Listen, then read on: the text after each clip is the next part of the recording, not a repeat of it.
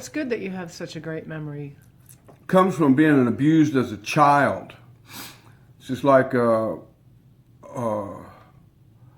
lost all of my childhood and everything. All of my innocence was lost because I was an abused child. It's just like a horse. If you break a horse too early, it'll never be the same. It doesn't live out its full potential, in growth stages. Same thing with a kid. You slap a kid around and he's 3 months old.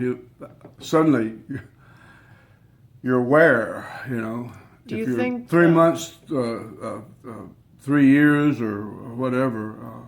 Do you think that your upbringing and Eric's was a sort of when you got together, was sort of a magical thing because of who you were, each one of you? Yeah. We both come from neglect and abuse to a great extent. Well, I think his was more mental abuse and yours was definitely a lot of physical abuse. It was physical and mental abuse. Yeah. Well, my dad, he couldn't help himself. No comment. I'm just saying that people who do that, unless they are just conscious and do it, they can't help themselves. The drug addict can't help himself. My dad was an alcoholic and a drug addict. He was a pharmaceutical drug addict before I got born, before my mom and he got married. Mm-hmm. So he was a pharmaceutical junkie, and I didn't realize that until a couple of years ago. And my mom said, "Why, your dad was a junkie, a pharmaceutical junkie." I went, I knew he took a lot of pills, but I never put it in that context. But yeah, he was that was why everything was so crazy. And when I got strung out for 9 years on pharmaceuticals, I could relate. I knew what he was going through. So that was probably getting involved and then uninvolved was probably the best thing that ever happened to me as far as my level of understanding about why my father treated me the way he did. Right. He couldn't help himself. Well, so let me go back to the shows. What was your favorite show? Do you have a favorite? There wasn't a favorite show. They were all my favorite shows, every one of them. You were just living the dream, as they say. No, I was living for real, living reality. And some of the memorable stuff is like when we were in England playing those little clubs. There was one called a Black Prince in Bexley, and I believe that's right. And I heard it's a Holiday Inn now. But anyway, the gig was upstairs, and it was a long room, and not that big either. And we were on the second floor, and after the show, Carl looked over at me when we were doing it. It was so packed with people. Everybody paid £1. Tickets were £1. Nothing was more than £1, and it wasn't advertised. It was word of mouth all over our Great Britain tours, and no one paid over £1. And we did the show, and then backstage we were changing, having some drinks and stuff, and there's a guy on the window, and it's like, we know he's 2 stories up at least, and so it might have been 3, but went over there and opened the window, and he said, "Can I come in?" I said, "Sure, come on in. You've gone to all this trouble." And I looked out, and they had built a pyramid of people going up the wall. It was just like that. People were standing on each other's shoulders, so this guy could get into our dressing room.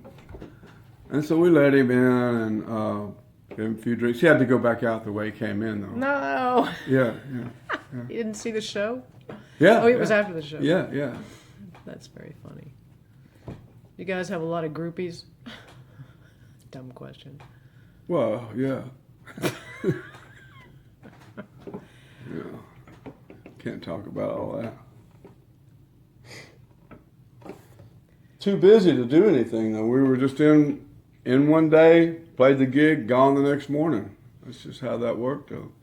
So it wasn't any long-standing affairs or anything. Nothing lasted more than Well, in those days, nothing lasted more than a few minutes, you know. Young love. I need to exit that question. Another one of my favorite gigs that we did was at the Roundhouse in London, and it was it had 9 bars, and what this Roundhouse was a place where the train engines would come in like that, and it turned them around like that, and then went back out. Yeah, I know. And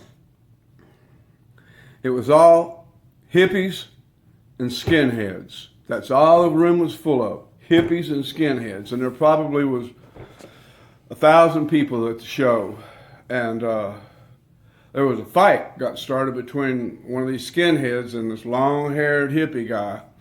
And the skinhead had this hippie's hair wrapped around his head and was just wearing his ass out.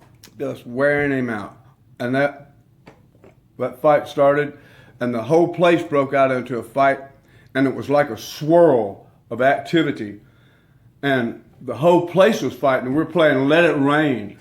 And the more we played it and the more intense it got, the more the fight got intense. They finally said, "You guys gotta stop, you gotta stop." He came up and, "What did he say?" Eric said. He said, "Turn it up." So we kept playing and playing. And finally, we had to stop. Eric put in the middle of the song, put his guitar down, jump off the back of the stage. People were fighting all around us. It was about to come up on the stage, and we all jumped to the back of the stage, and the exit doors were chained. They were bolted and chained, and we were trapped behind the stage in an area that was about as big from here to the wall, and it was like, holy mackerel, what do we do now? And Bazwood and Bruce burst the chains off the walls. Couldn't believe it. It's like the superhuman strength or something happened, and suddenly we were free. Wow. Place was a mess. It was a hell of a deal, though. That kind of stuff happens. Those are kind of stories that I have that I recall. There are there's a lot of down there stuff, but that's not even worth talking about, you know? No. Because when you start talking about down there stuff, you have to get down there with that. And I don't want to be in that light. I don't want that light cast on me.